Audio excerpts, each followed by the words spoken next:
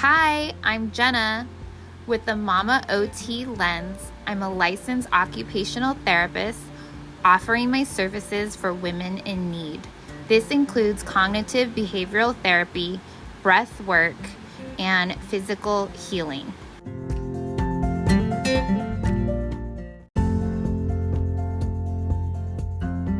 Hi, I'm Gloria, and I'm your warrior woman healer.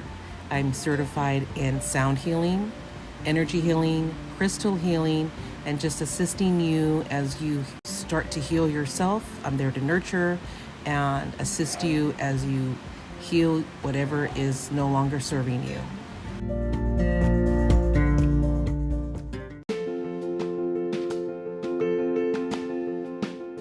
Welcome again back to Worthy Wellness Podcast. I'm super excited to introduce you to Elaine. She's a physical therapist, and she is going to talk about her everyday practice and specialty. So I'm excited that you get to learn more about a PT that's located in the USA. The last one was located in Australia. So we do, international interviews, and Elaine is located in California. So Elaine, tell us a fun fact about you. Let's see, a fun fact. I can play 5 instruments, with my original instrument being the piano, and then it goes to the guitar, and then it went to the drums, and then it went to the bass guitar, and then it went to the ukulele, and then it went to a violin, and then it went to a cello. That is so awesome. Are you planning on being in a band, or do you play with other people? No, I don't. I used to play for church, my dad's church, so that's why I learned to play all those instruments. But besides that, I've just been, just playing my guitar whenever I want to do covers, and that's about it. You are multi-talented. I wish I could play an instrument. I can't for the life of me. I think it was 4th grade where they had to, teach us the flute, and I was pretending like I was playing and really wasn't. Oh, my. Yeah. I remember the recorder. I learned the recorder in, elementary school or something. That is so funny. So, Elaine, do you want to tell us what type of therapy you offer and let the listeners learn about your specialty in this area, because it's so broad and helpful? Yeah, so I am a doctor in physical therapy, and I focus more on outpatient orthopedics and some neuro. So right now I am concentrating on the geriatric population and in acute post-op, meaning I work with patients who recently get a major joint replacement. I work with them in the hospital day 0 of surgery, and I help them get home. So where I am, so unless you are a resident at this assisted living, so with geriatric population. That is amazing, though. You're definitely much needed, and it completely helps with that transition and recovery phase. So we appreciate your service. And I have the pleasure of working with you, alongside you. With OTPT, it's very common that we have the same patients that we could work with, and it was great to see you in action. Definitely high energy. Oh, yeah, I've been told. Why you want to be on Worthy Wellness Podcast, and how you could see the link between what you do as a physical therapist and the women population and our listeners, that overall for women's wellness. Oh, absolutely. So you're learning about Worthy Wellness Podcast and knowing the background story and the people who have been on, the guests that you guys have interviewed and have been on your podcast. I learned that, this podcast is it's educational, and I feel like it can reach out. It has the potential to reach out to a lot of people and help a lot of people, because I see that the main theme is to basically regain control of your mind and your body, and know that your body is capable of healing in a lot of conservative ways, and in ways that are not, considered Western medicine. And I feel like people or women and, or people in general are able to heal from traumatic experiences, injuries in ways where they don't need to take opioids or medication, or do surgery wherein like conservative care or you being able to take control of yourself and, with the right help, you can, heal and overcome, traumatic experiences or injuries. And so that's why I found that what you guys stood for was so important. And I think that it should be promoted on all platforms. Oh, thank you so much. Definitely. I think education and awareness is so important. And I love how you are connecting with the mind and the body, because when we hear that word physical therapy, they just think everything is all physical and exercise, but there's more to it. Like you expressed, the neurological component. There's also pulmonary that you look at, and how it can link to an elder that has, memory deficits or cognitive impairments. So it's all kind of connected because our mind and body communicates together. So I love that you mentioned that. And it's also a broader range and not just women, but I'm glad that you mentioned, overall, right? Right. So did you always know that you wanted to be a physical therapist, and what inspired you to pursue this area? That's a really good question. So in the beginning of, probably elementary school, when I was thinking about what do I want to be, I've always, growing up, my mom was a nurse. And so I was like, I want to be a doctor because, one, doctors make a lot of money. Two, I want to be in the healthcare field because my mom is in the healthcare field. But then I guess around middle school and high school when, things started to, become a lot more realistic, my mindset, what I learned is that I really love the human body. But side note, I realized that I didn't want to be a doctor because I didn't want to go through 12 years of schooling, and it's a lot of stress. And two, I learned about physical therapy, I guess, with my grandmother. She was in a hospital, and so she had to be admitted to a skilled nursing facility because of weakness. And so because I'm Filipino, and so my grandmother, she had a language barrier. And so I was at that skilled nursing facility with her almost 24/7 just to make sure she was getting the right amount of care, that she was communicating well with her therapist. And so especially when it was time for physical therapy, I was seeing what they were doing, and I saw results. And the thing that stood out to me was the fact that with physical therapy, you are able to walk with your patient or your client or whoever you're working with. You're able to see their change from point A to point B, from where they're unable to get up out of their bed to where they can walk for 500 feet. And that's what I enjoy, because you're reaping the benefits of the seed that you're sowing into your patient. And with motivation, with encouragement, and with prescribing the right exercises at the right progression, you are able to reap the benefits and see the seed that you've sown into this person. And I put a lot of my faith into my field.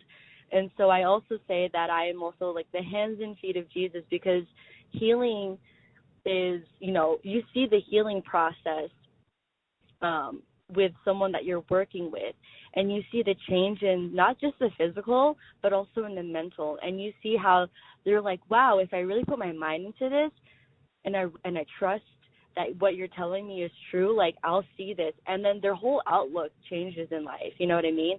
From where they're man, I'm so limited, to wow, I know if I put my mind into this, I can do anything. Most definitely. I think that's another great point that you are pointing out, is that spirituality, that component of the will to heal and to carry out your life. And, in studies and in practice of getting our degrees, they do touch on the spiritual healing component that maybe is missed or people don't talk about. And, you know, in this geriatric industry, they have palliative care, they have hospice, or you might hear these miracle stories that someone was told that they have paralysis and they might not be able to walk again, but then suddenly they're walking. So it's that drive that someone can have. And someone told me today they had cancer and a stem cell treatment, and that saved their life. And she told the doctor, I am not going to die. I am not ready. I am going to carry out and carry forth to see my grandkids. And here I am. And it was incredible. She just told me that today. And she told the doctor, I am living. I have the will. And it turns out she's a retired nurse. So it's wow. It's definitely a strong area that we need to touch on, and you brought it up, and I'm so glad that you did, because we don't often really talk about that in our health industry and practice. We're not really able to hone in on spirituality.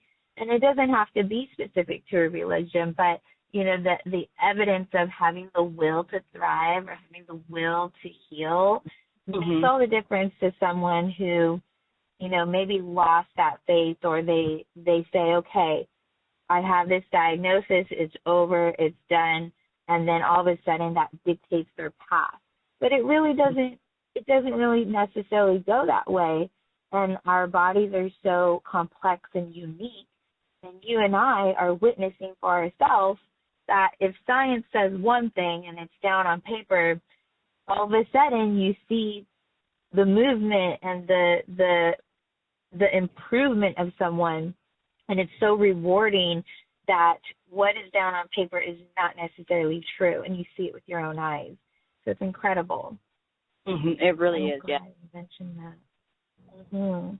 If you were to give a regimen, something common that you see in practice, or something you want to share for the listeners for women's health, what common regimen would you want to share from a physical therapist perspective? I think if it's not, I feel like it's common, but I feel like it could still be pressed, amended about 2 to 3 times a week. And I personally lean towards the 3 times a week, because strength training is so important. No matter if you are, you know, healthy and you're doing great, and or if you're weak and you are going, you know, are sick.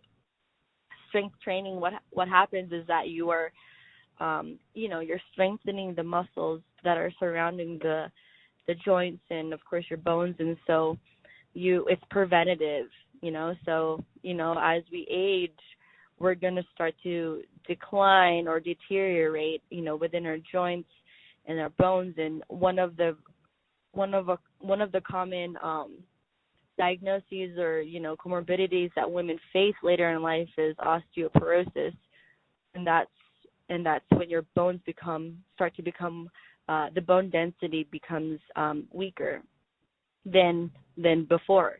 And so it's important that women are honing into a strength training program, whether it be, you know, something with full body or with weights, and so that we're, you know, strengthening the surrounding joints, preventing injuries, and especially with arthritis. Arthritis is another comorbidity that women, not only women, but also men face later on in life. And so it's important that we, you know, support our joints as early as we can. And for those that are in pain, they shy away from strength training. And as long as they're with, you know, the appropriate person, like a physical therapist or an exercise physiologist or a personal trainer who is you know, who has the background and the clinical, you know, education on, you know, progression,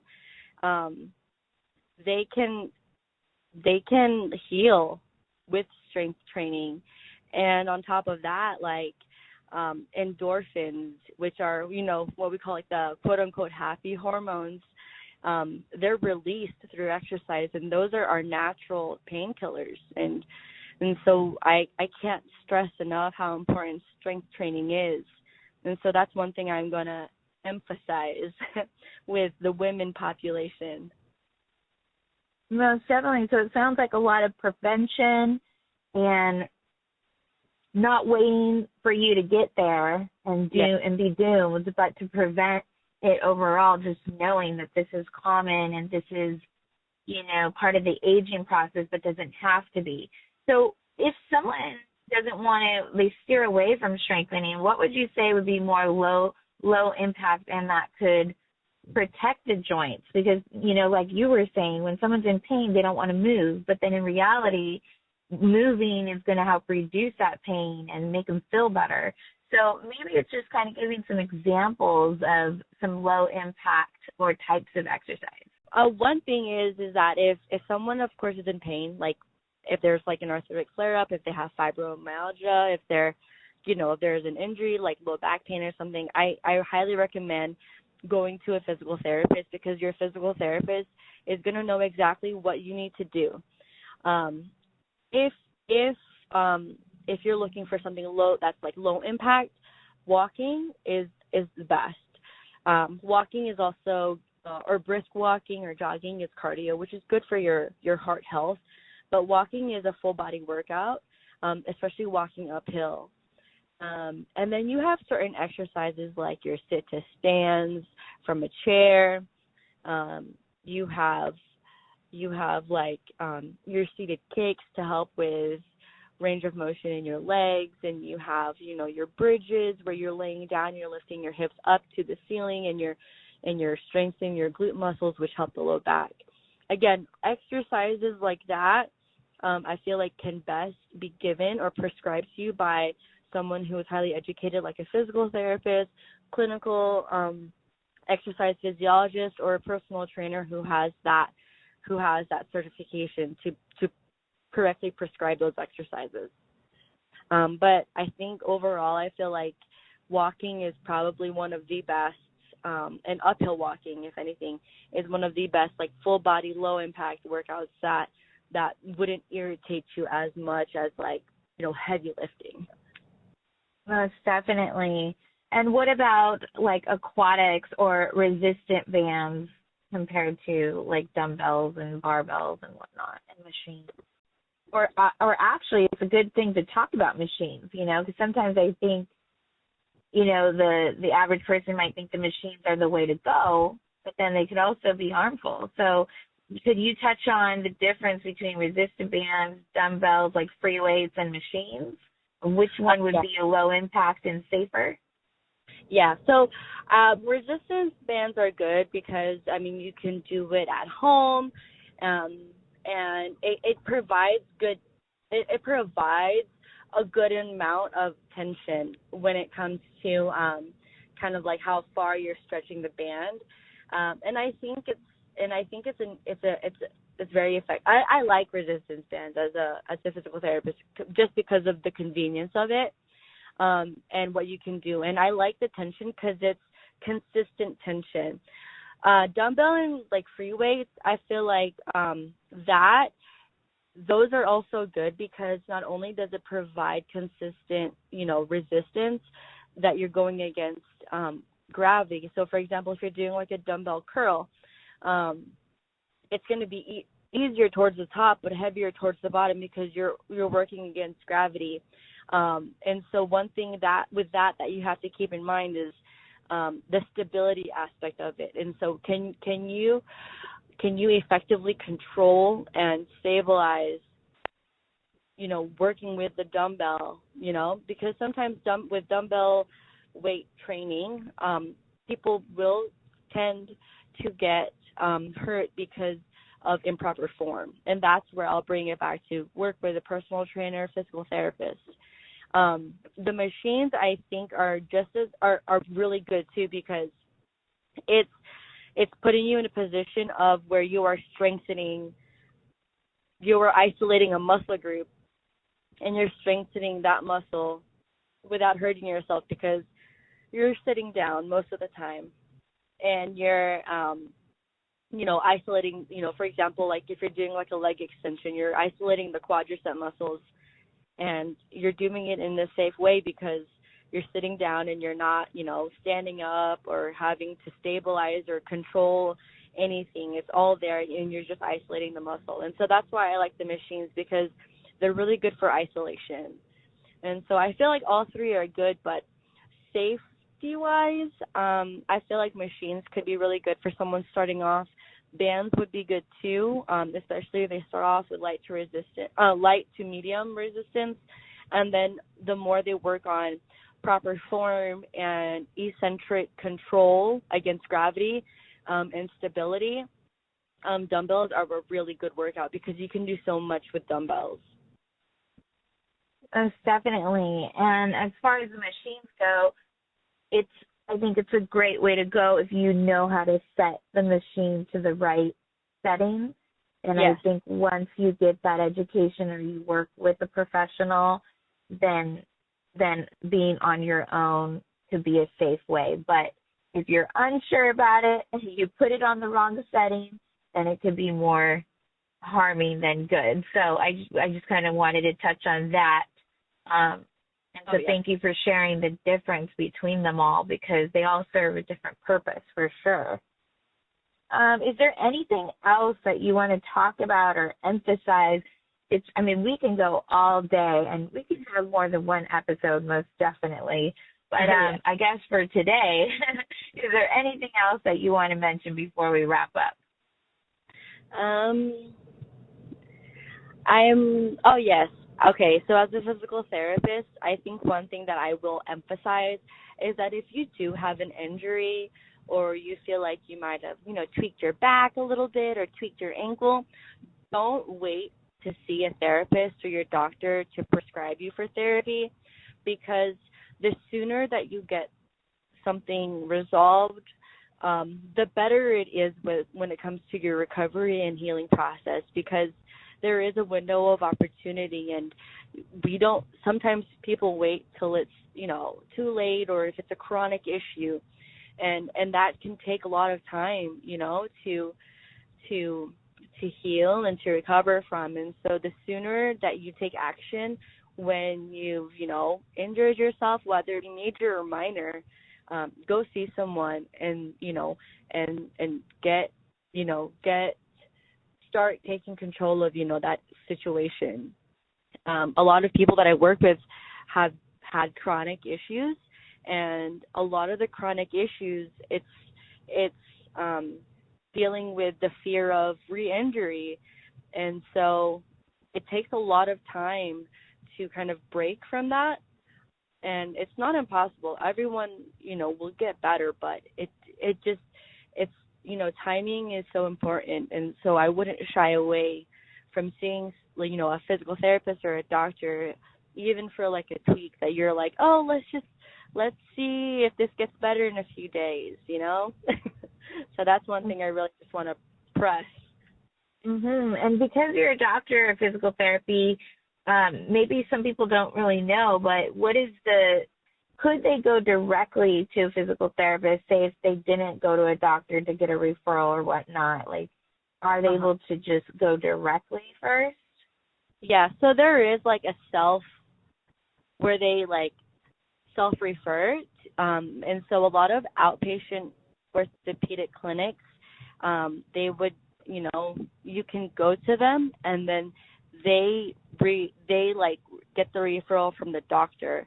But there's like a certain, and it varies with each practice, but within a certain amount of time, they would have to get a doctor's referral.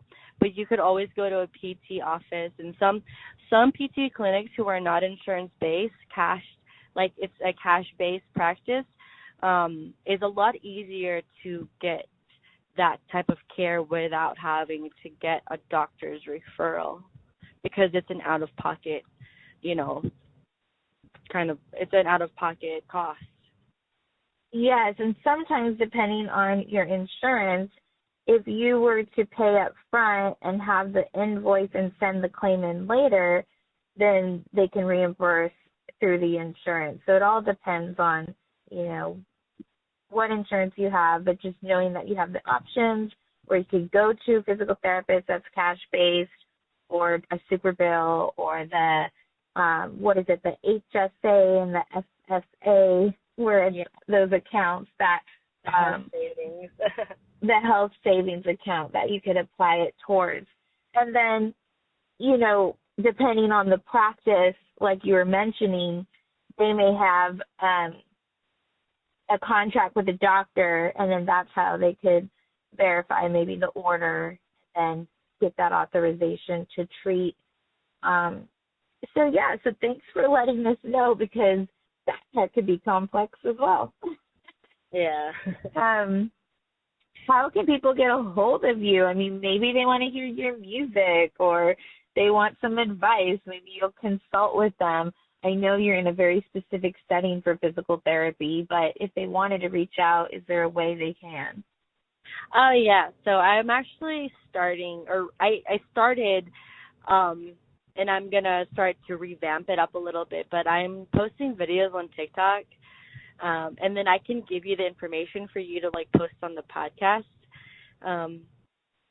But I have a TikTok. It's Elaine, so ELAINE.DPT. So that's my handle on TikTok. And then I can give you all that information. So I'm going to start posting videos and little, educational videos on kind of just strengthening and stretching and, all of those good things. And I'm not just targeting the older population just because I work with them. I'm actually targeting just working adults who are busy, who work 8 to 10 hours a day, who don't have time. And so I feel like TikTok is a great platform to kind of just educate really quickly on, simple things like what you can do after work to relieve neck pain or back pain. Or what can you do in the gym when you only have 45 minutes, So that's one way to find me. And then I have my email, which anyone can reach out to me there, which is Elaine, which is my first name, S. Ramos at 27@gmail.com, which you can post on the description in the podcast. Thank you so much for sharing, and I will definitely add in all of the information that you can visually see in the descriptions and across the social media and platforms that we have for Worthy Wellness Podcast.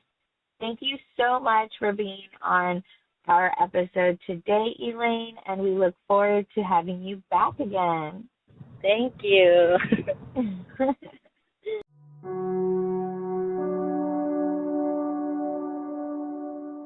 You can follow Worthy Wellness on Instagram. We are Worthy Wellness Inc., like INC. We are also on Facebook as Worthy Wellness, TikTok as Worthy Wellness Podcast, YouTube as Worthy Wellness. Thank you for listening, and stay tuned for the next episode.